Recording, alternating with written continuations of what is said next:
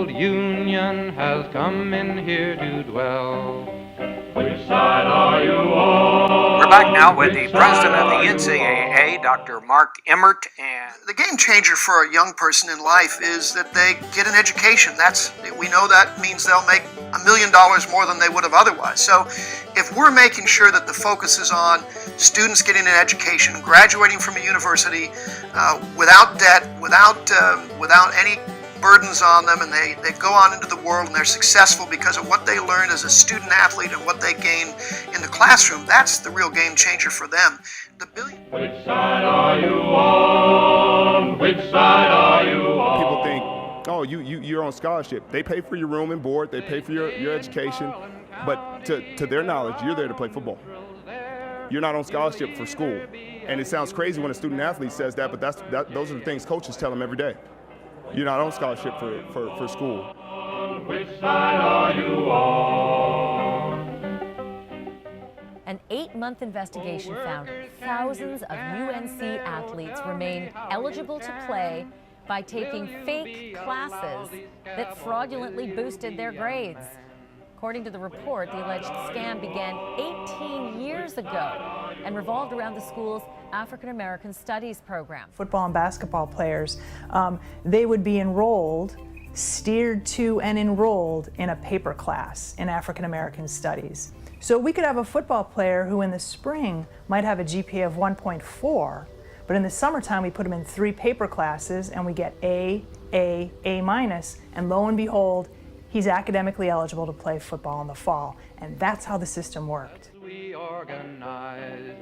Which side are you on? Which side are you on? Which side are you on? March Madness now brings in over $1 billion in TV ad revenue. NCAA is messed up. This is college. This is NBA. Go buy a 25 jersey. Go put me on ESPN. Go make millions of dollars off one person. I don't have a voice.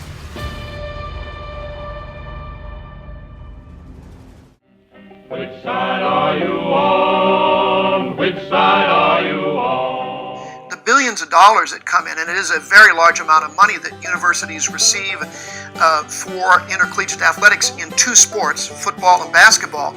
That also is what drives and pays for all of the other expenses in intercollegiate athletics. So track and field, soccer, women's volleyball, women's basketball, all of those sports are paid for by the revenue that comes in from 2 sports that drive all of that activity. So the notion that somehow universities are taking that money and putting it in the bank is utterly erroneous. That they're taking that money and putting it in the bank is utterly erroneous. That they're taking that money and putting it in the bank is utterly erroneous. That they're taking that money and putting it in the bank is utterly erroneous. That they're taking that money and putting it in the bank is utterly erroneous. That they're taking that money and putting it in the bank is utterly erroneous. That they're taking that money and putting it in the bank is utterly erroneous. Yeah. It's been a ride. I guess I had to go to that place to get to this one. Not even a salary to debate. They're not employees, they're students. The fact is they're not employees, they're student athletes. I can't say often enough, obviously, that student athletes are students. They are not employees. Now some of you might still be So in this that is what we place. have from the National Labor Relations Board in Chicago.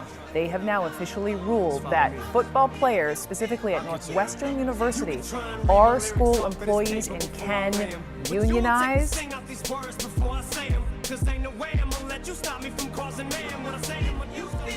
Billions of dollars that come in. Read my lyrics off of this paper before I lay 'em. But you won't take the sting out these words before I say 'em. 'Cause ain't no way I'm gonna let you stop me from causing man. When I say I'm gonna do something, I do it. I don't give a damn what you think. I'm doing this for me. So fuck the world, feed it beans. It's gassed up, everything's just stopping me. I'ma be what I set out to be, without a doubt, undoubtedly. And all those who look down on me, I'm tearing down. The University of Missouri's football team proved that they aren't powerless. After several weeks of protests by fellow students, the football team issued an ultimatum. They wouldn't practice or play until University President Tim Wolf stepped down. 48 hours later, he did.